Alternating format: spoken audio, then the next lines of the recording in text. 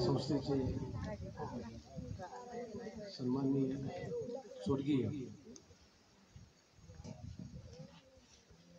आदरणीय टोपे साहेब यांना नतमस्तक होतो। आपल्या संस्थेचे अध्यक्ष भैया साहेब, सचिव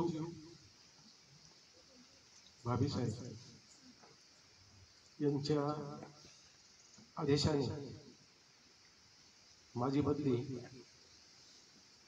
प्रमोशन होऊन मुख्याध्यापकपदी या ठिकाणी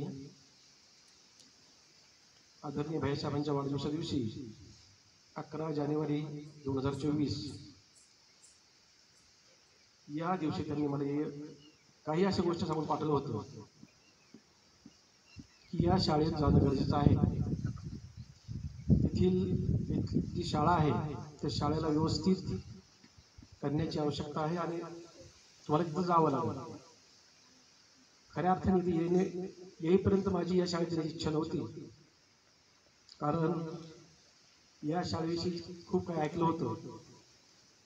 मी चांगल्या शाळेत होतो, पार्थ सैनिकी शाळा, ज्या ठिकाणी मी जवळपास 17 वर्ष सहशिक्षक म्हणून कार्यरत होतो।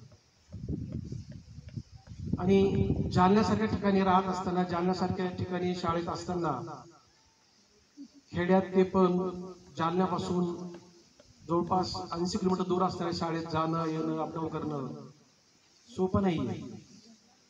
परंतु आदरणीय भैया साहेब आणि भाभी साहेबांचा आदेश मानून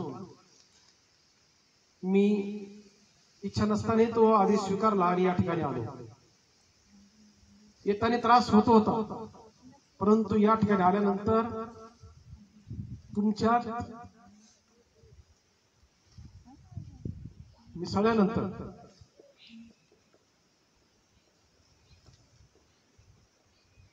जवळपास 4 वाजेपर्यंत कधी असं वाटलं नव्हतं की मी कुठं तरी दूर आहे।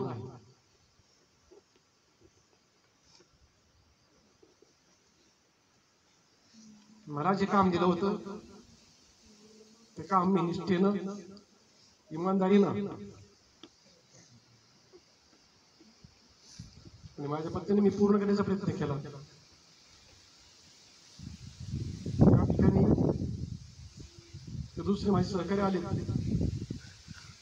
उडान सर, तेही त्याच पद्धतीचे आहेत। त्यांचं मी या शाळेत स्वागत करतो। तुम्हाला ते तेवढेच प्रेम देतील।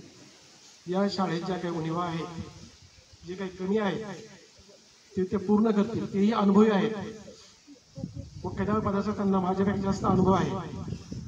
आपल्या भाऊचंच गाव नार्तनगर या ठिकाणी त्यांनी खूप छान शाळा व्यवस्थित केली आहे। बघा मुलांनो, जीवनामध्ये बदल हा निश्चित असतो। जाणं आणि येणं हे निश्चित आहे। ज्याप्रमाणे आपण काहीतरी आपल्याला काम दिलं जातं आणि त्या काम करण्यासाठी जिम्मेदारी सोपवली जाते, ती जिम्मेदारी आपल्याला पार पाडावीच लागते, तरी इच्छा असो नसो। परंतु माझा एक स्वभाव असा आहे की जे काम आपल्याला दिलं ते काम आवडीचं जरी नसेल तर त्यात आवड निर्माण करून सवड काढून ते पूर्ण करण्यास जो आनंद मिळतो तो प्राप्त करण्याचं काम मी माझ्या जीवनात करत असतो। आणि या शाळेमध्ये आल्यानंतर मला जे सहकार्य लाभले तेही खूप छान होते।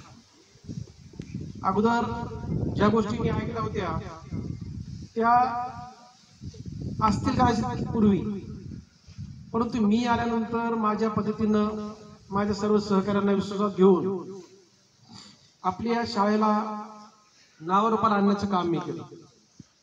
मी केलं म्हणजे त्यांचं सहकार्याने केलं। कुठलाही एक व्यक्ती सर्व काही करू शकत नसतो। मी या शाळेचा प्रमुख या नात्याने माझे सहकारी जेवढे चांगले असतील त्यांच्या जोरावर, त्यांच्या भरोशावर, त्यांच्या कार्य कौशल्यावर कुठलंही कार्य व्यवस्थित पार पडत असतं। आणि त्या दृष्टिकोनातून या ठिकाणी आल्यानंतर माझे जे सहकारी होते सर्व, मग ते शेख सर